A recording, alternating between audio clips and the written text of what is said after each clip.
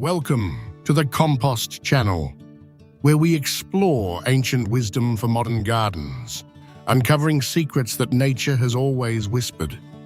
Modern agriculture often wages war on nature with harsh chemicals, seeking to destroy pests, but harming the delicate ecosystem balance. However, the Amish community follows a different path, believing that a healthy garden does not require a battlefield to thrive. They focus on prevention rather than cure, building a self-regulating ecosystem where nature handles the problems before they even start. This approach is not about elimination, but about creating a robust environment where plants are strong enough to defend themselves. It all begins deep underground, where the Amish believe that healthy soil is the absolute foundation of a resilient plant. They understand that soil, teeming with microbial life, provides the essential nutrients that plants need to build their natural immunity.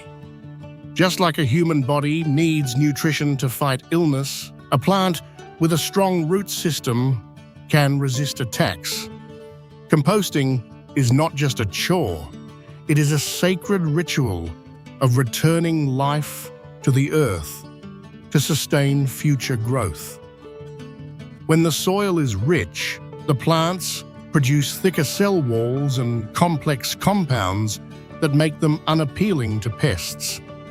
Weak soil leads to stressed plants, which send out chemical distress signals, actually inviting pests to come and finish them off.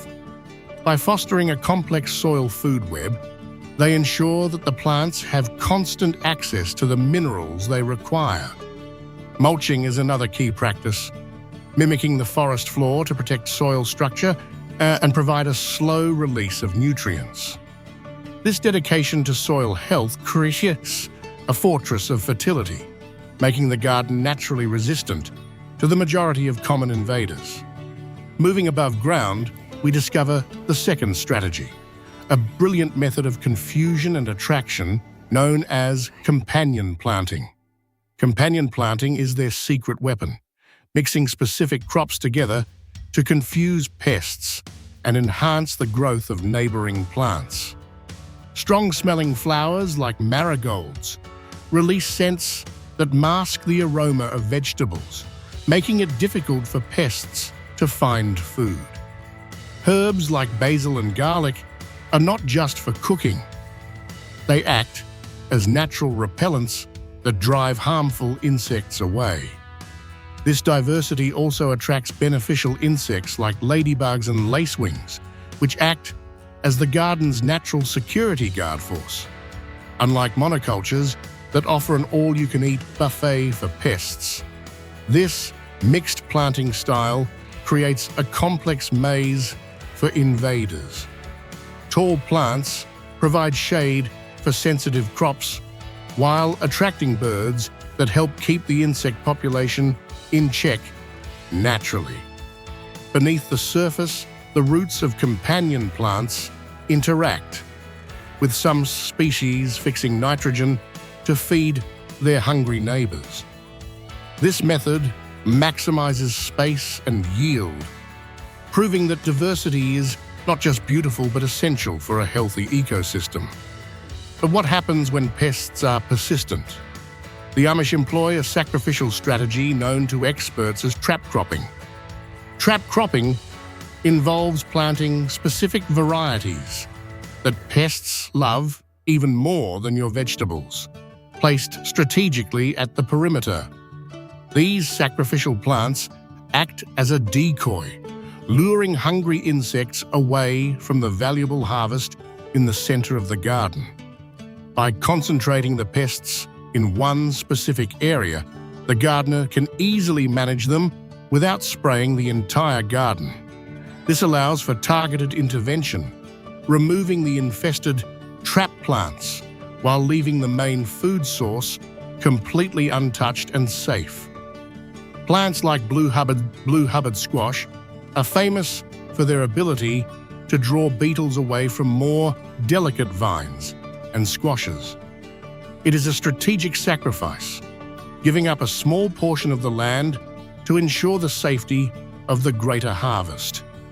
Despite these defenses, nothing replaces the human eye. The Amish practice a daily ritual of close observation and connection.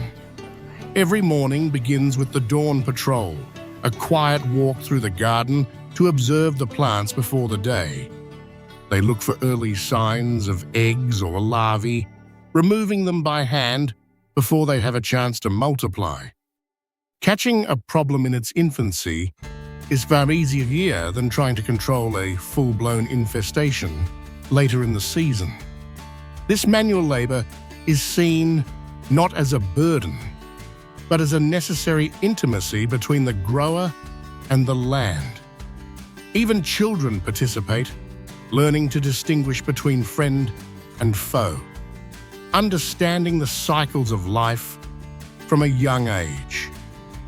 Walking the garden daily allows them to notice subtle changes in plant health, water needs, and soil conditions immediately.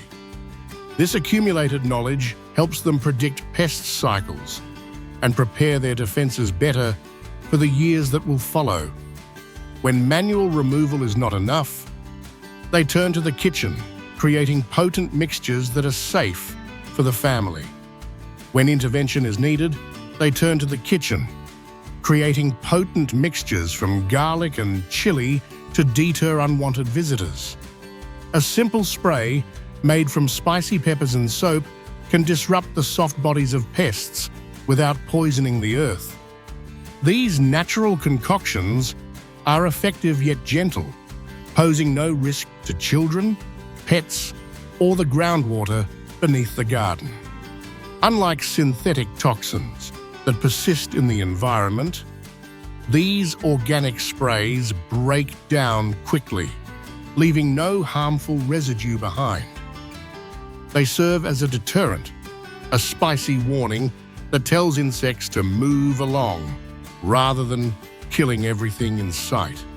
However, these sprays are considered a last resort, used only when the natural balance needs a temporary helping hand. Underlying all these practical methods is a profound spiritual concept known as Gelassenheit, meaning submission or yielding to a higher will. Underlying all these methods is Gelassenheit, a profound philosophy of yielding to nature and accepting a state of peaceful harmony. It teaches that we cannot control everything and that striving for total domination over nature is a futile, exhausting battle. Sometimes, losing a small portion of the harvest to nature is accepted as a tithe, a sharing with creation.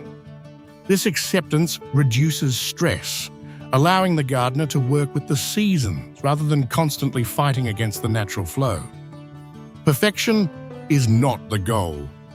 Balance is. A garden with some insects is a garden that is alive and functioning. The food grown this way nourishes not just the body but the soul, carrying the energy of care and patience.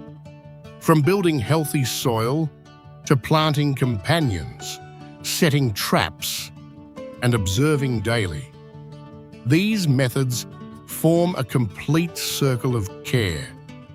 We can all apply these lessons in our own gardens, regardless of size, to create spaces that heal rather than harm.